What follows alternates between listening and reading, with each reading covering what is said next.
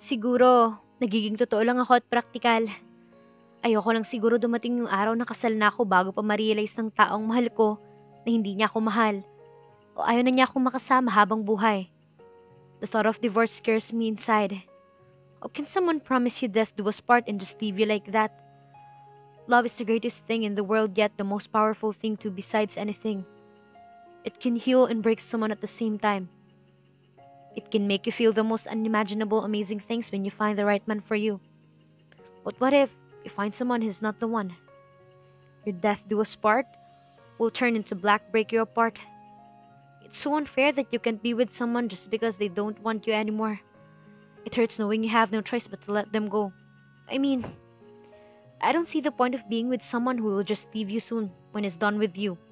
Might as well be alone with your friends or your child, right? Sometimes, you have to be around with someone who will not leave you and know that will be there for you. It's not always them only. Simple as be with someone who will build you up, not to torn you apart. Pauwi na rin kami kaya't minabuti ko na ring makiusap kay Andrew na dumaan sa Jollibee. Matagal na rin na panahon nang naibili ko ng pasalubong ang anak ko. Might as well take this chance to do that. Nandito na rin kami, so why not? Jollibee takeout? Seriously? Sinamaan ko siya ng tingin. This is for my son. At kung para sa akin man to, wala ka ng pakiron. Now, tumigil ka and just drive. He shake his head and laugh at my bossy tone. Minsan hindi ko siya maintindihan. Papalit-palit ng mudang binata. What now? I'm stuck again inside his car. And gosh, he's sent again. Sabi ko bang bagay na bagay ditong suot itong simpleng maong na pantalon at plain v-neck great na t-shirt? Kahit ano naman ata bagay kay Andrew. From his black that will turn into dark copper brown hair when sunlight touches hair. From his not light skin, his thick eyebrows and long lashes that I secretly wished it's mine. His bright but sad eyes, pointed nose and red lips. I can almost imagine it. How can it stay that red if he smokes? What are you thinking, sweet Catherine? Tanong sa akin ni Andrew. Hindi ko pinansin ang sinasabi ng binata. Matapang kong sinalubong ang kanyang mga mata na ngayon nakatitig sa akin. Pinagbuksan niya ako ng pinto at nagpasalamat ako sa kanya. I offer a little smile and walk towards my apartment. I didn't know he was following behind me until Sandro, my friend, opens the front door with a frown in his forehead. Looking past behind me while holding my son in his arm. I looked back and saw Andrew standing there just staring at me and Sandro. Muli kong ibinalik ang aking atensyon sa aking harapan. Sandro? Oh my gosh! When did you came back? Sandaling inalis nito ang tingin kay Andrew at ngumiti sa akin. He puts my son down and holds his hand beside him. Last night, I was so tired and jet-lagged. Sorry for coming unnoticed tonight. Unnoticed? I laugh. Next time magsabi ka kung uuwi ka para masundo ka namin ni Myla. Alam mo na sa Pilipinas, traffic. You don't need to, besides I caught him off guard when I hug him. I miss you, Sandro. Welcome back. He hugged me back kissing his other arm. Walang ibang ibig sabihin sa amin ng ganung bagay dahil matagal na kaming magkaibigan. We know our limits at kahit kailan hindi ito nagbigay ng iba pang motibo sa kanya. Nagboluntaryo itong nurse para tumulong sa mga nasalanta ng bagyo sa mga malalayong probinsya sa Pilipinas. He's a nice guy. Always helping without expecting anything in return. No wonder his patients love him. Agad naman akong niyakap ng anak ko nang magbaba ako ng pwesto rito. He kissed my cheeks before I gave his Jollibee. He went inside fast after thanking me. Hindi nawala ang ngiti sa labi ng anak ko dahil doon. Someone clears the throat behind me and our eyes met again. Muntik na niyang makalimutan na andon pa pala si Andrew at si Sandro. Suddenly, I don't know how to introduce them to each other. Una kong pinakilala si Sandro kay Andrew and vice versa. This is Officer Andrew Salvador, pagpapakilala ko kay Sandro dito. What should I tell him? My friend? Are we even friends? My acquaintance. Sabay nilang sabi, kaya't nagkatinginan silang dalawa. Pinanood niya ang dalawa nang mag-shakean sito. I should go. See you tomorrow, Catherine. Kumunot ang noo ko sa sinabi ni Andrew at basta na lamang umalis. Did you see how rude he was? Sumakit ang ulo ko sa kanya, aniya sa sarili. Pinanood namin kung paano siya umalis.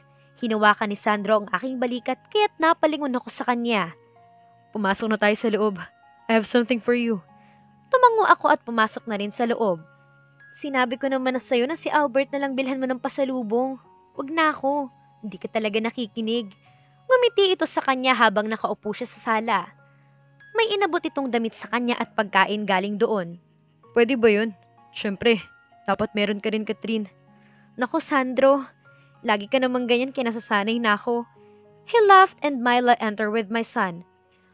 Ang pagkakaalam ko, kay Albert ko talaga in-order yan. Sinamaan ako ng tingin nito dahil doon. Bakit ba? Minsan lang ako mang-agaw ng pagkain eh. Are you guys hungry? We can order something to eat. Ako na magbabayad. He offers with a smile. Madali akong tumanggi dahil nakakahiya. Kauuwi lamang nito galing volunteer pero kami pa ang nililibre niya. Hindi ako nagsasalita dahil hindi naman ako gutom. I actually eat a lot there and he was pleased with that. Masarap kasi talaga ang pagkain sa kinainan namin and no doubt. Nag-request ang anak ko ng Jollibee dahil inagawan raw siya ng kanyang ninang kaya wala siyang nagawa ng tumawag si Sandro sa Jollibee for my son. Thank you. Sabi ko sa nakasunod sa aking likod na si Sandro. My son is asleep now and we're watching him. Nauna nang umalis dito si Myla dahil maaga pa raw itong gigisingin bukas. I am very thankful having them both in my life kahit na lagi kong sinasabi sa kanila na wag nilang ispoil ang anak ko dahil hindi pa rin sila nakikinig. Sabi sa akin ni Myla na hindi pa kayo nakakapag-celebrate sa pagiging advanced ni Albert sa pag-aaral. So we're planning about it. It's not a big deal, Sandro. Sobra-sobra nang binibigay niyo sa anak ko. Okay na yung kanina. Sabi ko rito nang makalabas kami sa kwarto. That's not how you celebrate that, Catherine. At anong hindi big deal? Your son is 1 year ahead. That's big deal. He's too smart for his age. Minsan, natatakot ako. Hindi ko alam bakit. What if he asked me where's his dad? Hindi naman pwede na lagi nating ililihim sa kanya yung totoo. He won't has his real father as long as I'm here. We're all here for him. Ikaw na rin nagsabi. He's smart kid. He will understand you, Catherine. That just calmed me. I was just worried. Hindi ako sanay sa mga confrontation at ayoko na rin na laging magsisinungaling sa anak ko. Pero hindi ako makahanap ng tiyempo kung kailan ko ba dapat sabihin sa kanya. I worry much in his reaction. Kung paano niya tatanggapin ang totoo. How are you now, Catherine? Myla told me what happened. You were kidnapped. What happened? Hindi talaga marunong sumunod sa usapan ng kaibigan kong yun. Sinabi ko nang wag nang ikwento kay Sandro ang nangyari at hayaan niya akong magsabi pero inunahan na naman niya ako. Babaeng yun, sasabunutan ko talaga eh. I let out a sigh and tell him what happened. Alalang-alala raw ito dahil tawag ako ng tawag ng araw na yun pero hindi niya iyon nasagot. He told me he was busy feeding the malnourished children. I'm so sorry I wasn't there for you when you needed me, Catherine. Thank God you're all safe. Pinagpapasalamat ko na lang na hindi sinabi ni Myla kung sino ang kumuha sa akin kundi baka nagpang-abot sila ni Andrew sa pinto pa lang. Hindi mo yan kasalanan. Isa pa, mas kailangan ka ng mga tao doon kaya pumunta ka, di ba? Ang mahalaga ligtas ako. Paliwanag kong sabi. Ayoko naman na pati kami ng anak ko ay alalahanin niya pa. Hinawakan niya ako sa aking braso bago magsalita. I won't forgive myself kung may nangyari sa'yo, Catherine. You and Albert are my only family left now. Di na ako papayag na pati kayo kunin pa rin sa akin. Nakadama ako ng tuwa sa aking puso. He was so sincere. Namatay ang pamilya nito dahil sa bagyo noon, kaya hindi na rin kami nagtaka kung bakit nurse ang kinuha niyang kurso. Muntika na rin itong mawala dahil sa guilt. Hindi kasi nito natulungan ang magulang. We help him move on from that tragedy. It's never too late for second chances. Trials only meant to make you strong not to give up. Hindi mo rin siya masisisi kung bakit sobra-sobra itong tumulong at magbigay sa ibang tao at sa amin. I hugged my friend one last time before I said my goodbye and thank him again. Bumalik ako sa loob at dumiretso agad sa anak kong mahimbing na ang tulog. Nanaginip siyang masaya kasama ang anak niya. She seems not to recognize the man holding another child standing not too far from his distance. Paano mo ko nahanap? He looked at me with a smirk face. I hunt you down. I have to. You hunt me down like I was really like a true criminal? Oh my gosh, I can't believe you. Hindi niya makapaniwalang sabi rito. I have no choice, okay? I'm sorry if I have to do that arrest thing. I really am. Dapat lang. No one deserves that. But anyway, let's move on to that and talk about what we have to do tomorrow. Yes, tomorrow's the day. The wedding. Days have passed like a blink. I didn't even know until it's coming and I'm actually nervous. For starters, you need to relax, Catherine. Sabi nito sa kanya nang makalapit sa akin. Just act normal. Paano niya alam na ngayon palang kinakabahan na ako para bukas? Am I that obvious? Umupo ako sa kanyang leather couch na nakapwesto sa study room nito. I'm at this house to talk about the so-called plan that we have to do. Paano kung makahalata sila dahil sa akin? I'll be screwed. Stop overthinking it, Catherine. You will be fine. I'm not leaving your side until the day's done. We do this. Both of us. Just trust me. His deep voice pulls me back to my deep fear and thoughts. I can trust him, right? Okay. There's nothing to talk about much. Umuwi na rin ako matapos naming mag-usap ni Andrew ng araw na ring iyon. He seemed aloof or distant at me, so I asked him. Para siyang ilang lumapit sa akin sa di ko malamang dahilan. So before I can overthink again, I decided to ask him, only to find out that it was about yesterday. Sandro. He thought he was my husband and he remembers that I wasn't married and I have a feeling that I need to explain but I stopped myself before I could. Muntik ko nung makalimutan na hindi ko naman kailangang magpaliwanag sa kanya. Napag-usapan na namin ang bagay na to at pagdating dito ay labas na siya. He doesn't need to know everything about me, and that's period. The next day came and I mentally repeat to myself that I have to relax, that everything will be fine. Linggo ngayon kaya't walang pasok ang anak niya. My friend Sandra volunteers to be with my son today instead of Myla. Maaga akong nagising ng araw na iyon para mag-ayos. I refuse to accept his offer to let someone fix me today. Kahit na ilang ulit niyang sinasabi na kailangan ganito, ganyan, at dapat ganito and so on. I can make myself pretty. I just don't do it anymore. Siguro ay dahil wala naman akong papagandahan lalo na ngayong may anak na ako. Hindi na uubra kung magpapakyut pa ako. Who would want someone like me? 27? Single parent and still unmarried? Men these days will just ignore someone like me. Only few will be interested and I'm not. They prefer to be interested in younger girls and that's okay with me. Sandra came back at 7 and I let him telling me that my son was still sleeping. Nakaluto na ako ng agahan at ang tanghalian nyo. I'll be back before dinner.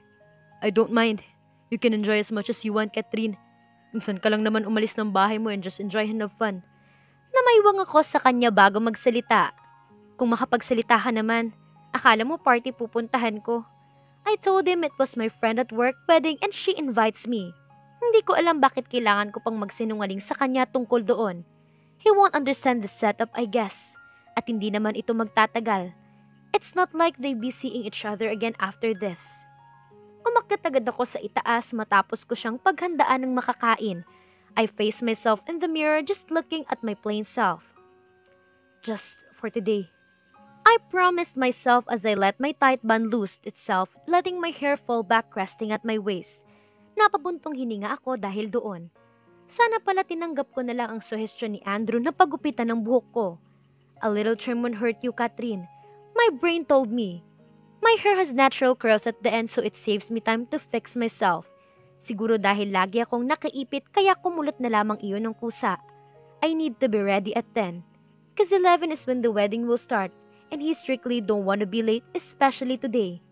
I brush my hair one last time before I get the white dress that's neatly hanging back there. I let out the side before I remove my clothes and put it on. I don't despise this dress, I just don't like it. Just because it reminds me of myself but it's beautiful simple dress. Yet it's simple. I don't own much cosmetic and I smack myself for forgetting to borrow at my friend. Wala akong choice kundi mag-lipstick lamang ng oras na yon. Sana lang hindi magalit ang kasama niya dahil walang-wala siyang makeup kundi ang red matte lipstick lamang na iyon. Sinuot niya ang binili ng kanyang black stiletto with the heels. Sakto lamang ang taas noon para sa kanyang taas ngunit hindi pa rin siya sanay. Napangiti si Catherine ng bahagya dahil sa nakita. She wasn't that bad. Konting pulbo at lipstick ay maayos na siyang tignan. Ano kaya ang kahihinathan ng pupuntahang kasalan ni na Catherine at Andrew? Abangan sa susunod na kabanata. Please like, share, subscribe for more updates. Maraming salamat po.